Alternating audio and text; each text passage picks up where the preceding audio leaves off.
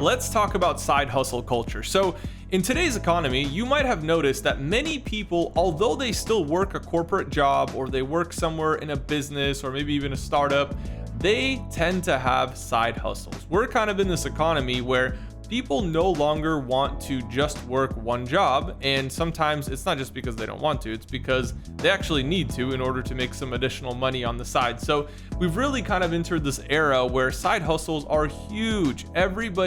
Seemingly everybody has their own little side hustle. So it's an important aspect of our economy, and I think we should talk about it because side hustles can be a huge opportunity. And it's oftentimes said, you use your 9 to 5 to fund your existing life, right? You pay your bills, you do everything that you need to do there. So you fund your existing life with your 9 to 5. But then once you're off of work at 5 o'clock, you have a few hours there, your 5 to 9, let's call it. So you use your 9 to 5 to fund your existing life. You use your 5 to 9 to fund your future. And so that's really where you're setting yourself up for success, because you're going in and you are finding ways to find additional capital for your family or just for yourself maybe. So I know people who have literally funded insane lifestyles just off of their side hustle. And so eventually, obviously that outweighs the work that you're doing in your 9 to 5. And although like in my own personal story, that wasn't something that I necessarily wanted to leave that aggressively. I wasn't like, that's it, I'm never working here again. Like, yes, it made me uncomfortable. Yes, I didn't want to work there anymore, but I wasn't so adamant about an exact end date. So it was kind of like a smoother transition. Whereas some people I know, they just quit and then they're like, all right, now I'm an entrepreneur, or now I'm doing this side hustle full time, right? And so that transition to full-time side hustler or investor or entrepreneur is an interesting transition. And I think one of the biggest things that happens there is actually your mindset. Let's analyze, by the way, the pros and cons of each one, because your mindset is like learning to reprioritize certain things in your own personal life, in your business, income-wise, all that stuff. So when you're working corporate, you have lots of benefits, right? Or let's say you just work somewhere, you're a W-2 employee, there are benefits that come with that. There's consistency, right? You know exactly how much you're gonna get paid every single pay period, whether that's once a month, every 2 weeks, every week, whatever it might be. You know basically how much you're gonna make, especially if you're a salaried employee. If you have commissions, it's a little bit different. Then you also have something like 8 hours a day, 9 hours a day that you're working, and the rest of the time, you're not really obligated to answer the phone, to answer the email. Like, that's not your responsibility. You did your job and that's it. The work ends there. There's a clear separation. And it's kind of interesting because like even when I worked in corporate, when everybody was working from home, they told us to literally find a way to have clear separation between work time and personal time. Like, they encouraged it. They wanted that to exist. And of course, I think that speaks to the culture of that actual organization. But it was kind of interesting to me because they're like, wait, these people don't want me to work. They're just like, no, take the day, like until 5 p.m. you're working, or until 6 p.m. you're working. After that, don't even answer to emails. And it was interesting because it created this interesting work-life balance. I could compartmentalize what I was doing for work and what I was doing in my personal life. So that's like a huge benefit. I mean, it's comfortable. You don't really bear the responsibility of something happening because that's the CEO's problem. That's the company's problem. Like, you as an employee are not ultimately responsible for any of those things. And that's a huge weight off your shoulders. It's convenient, it's comfortable, it's easy. But some of the cons is that you don't really have freedom over your time at the end of the day. And secondly, you likely are not making as much as you could make as an entrepreneur. And thirdly, you're not having as much impact as you could have as an entrepreneur, which for me was the most important one. So that's why I made that leap from corporate, from working in a company for somebody else, to creating my own business, creating my own organization, creating my own impact, because my impact is now probably 100 times what it was back then, or more.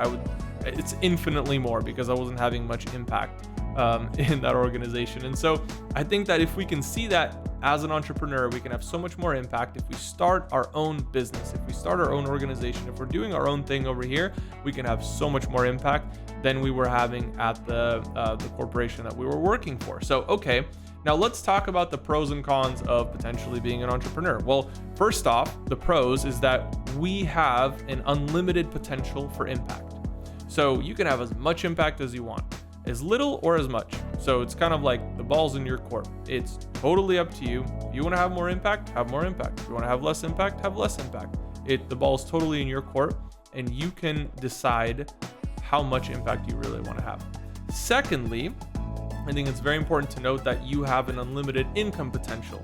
If you just want to increase your impact, you make more sales, you grow your organization, you grow your team, you hire another salesperson, you bump up marketing. Like, you are in total control of that. Of course, I just explained it in a very simple way, and it's oftentimes not that simple, but at the end of the day, you're ultimately responsible and you are in control, which can be a good thing and a bad thing. It also appears on our cons side, which we'll get to in just a second. So anyways, the most important thing to note here is that you have a lot more freedom, right? And you have that time freedom at that point, because now you can spend your time running your business at whatever hours of the day you want to. However, there are still urgent things that I believe come up all throughout the day. So it's not like I only work these hours of the day and that's it.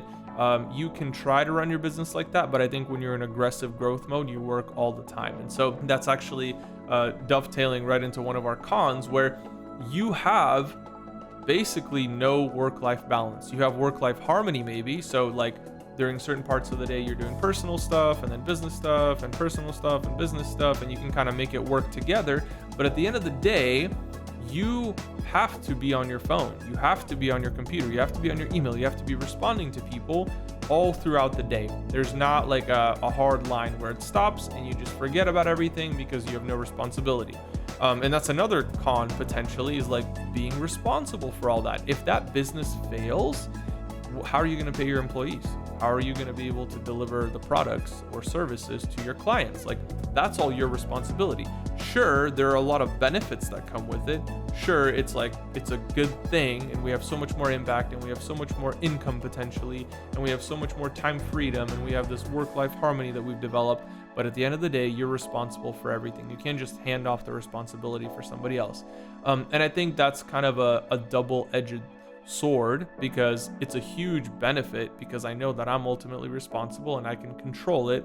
But at the end of the day, like, if everything goes wrong, it's also a lot of pressure, right? It's a lot of pressure that's on me to perform, to be able to run this organization successfully, to be able to pay my employees, to be able to fulfill to my customers, to be able to do all these things while still maintaining some sort of balance. So very, very important to know those things. And so it kind of like, that's where side hustle culture comes in, because as we're working in the corporate, we can start a side hustle that will allow us to develop this mindset. And I think that's why side hustles are important, is because they allow you to make that transition from employee to entrepreneur. They help you develop that mindset and learn what it really takes to be an entrepreneur.